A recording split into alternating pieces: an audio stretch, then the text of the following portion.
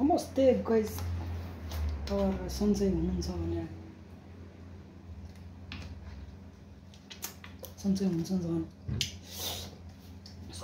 होला नि हामीलाई लागिरहेछ। आज म तपाईहरुलाई तरकारी र ब्रोकोलीको मिक्स तरकारी कसरी बनाउँछु भनेर देखाउँछु। कृपया भिडियो अन्तिमसम्म हेरिदिनु होला। मन परेमा शेयर एन्ड लाइक सब्स्क्राइब गर्न नबिर्सनु होला। कतिजनाले तरकारी मिक्स बनाउन आउँदैन, उहाँहरूको लागि एकदम फाइदाजनक छ। यो ब्रोकोली यो डिप फ्रिजमा भएको रेडिमेड ब्रोकोली, यो प्याज पत्ता सहित यो लसुन, यो प्याज भयो, यो कोलभेडा खुर्सानी चाहिँ म धुलो खुर्सानी हाल्ने गरेछु। मासुलाई पिस पिस पारौँ। मैले तपाईहरुलाई मेरो अघि नै रेडी भएर राखेँ भनेर मैले देखाउन पाएन। अहिले म तपाईहरुलाई पकाएर देखाउँछु। यो सबै काटकुट सबै रेडी पारेर भइसक्यो। यो डिप फ्रिजमा निकाल्यो। यो नभिजाइकन यतिकै पकाउन सकिन्छ, अथवा तपाईहरु खाना पनि यसलाई तातो पानीमा भिजाएर उगाल्दा पनि हुन्छ। हेर गाइस,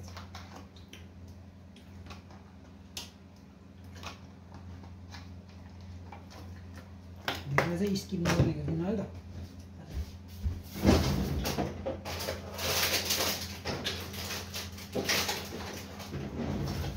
यसमा अलिकति अदुवा पनि मिसाइदिउँ।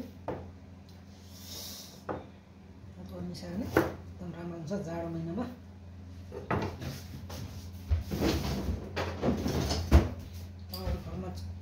तपाईँहरूको रुममा जस्तो छ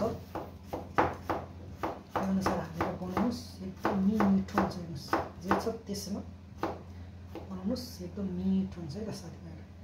अब कसैलाई मसिनो भएको मनपर्छ, कसैलाई कस्तो मनपर्छ। यो चाहिँ यो फ्राई गर्ने भएर डल्लो हालेको हो।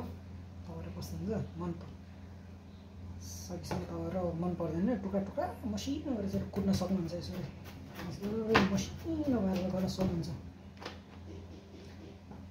मेरो यति नै हो। अब म तपाईँहरूलाई पकाउने तर्फ देखाउनु गइरहेको छु है त। तपाईँहरूलाई पकाएर देखाउँछु ल है त। र म पकाएर देखाउने छु। पकाउने भाँडो मसला मैले यो अगाडिलाई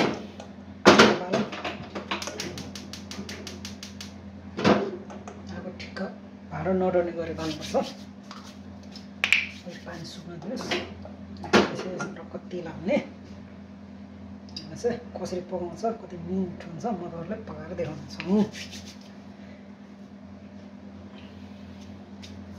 यो चाहिँ मेरो बिहानको तरकारी खाना।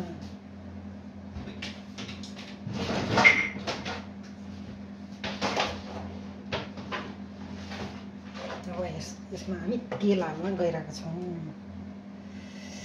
तपाईँहरू कुन तेल खानुहुन्छ कमेन्ट गर्नुहोस् त। मैले चाहिँ सनफ्लावरको तेल खाने गरेको छु है त। तपाईहरुले के तेल प्रयोग गर्नुभएको छ कमेन्ट गरिदिनु होला।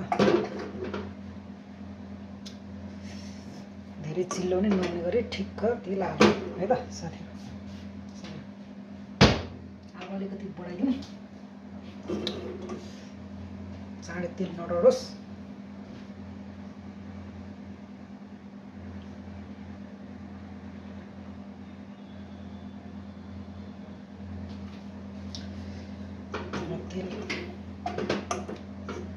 तेल ताता जस्तो भइसकेपछि टक्कले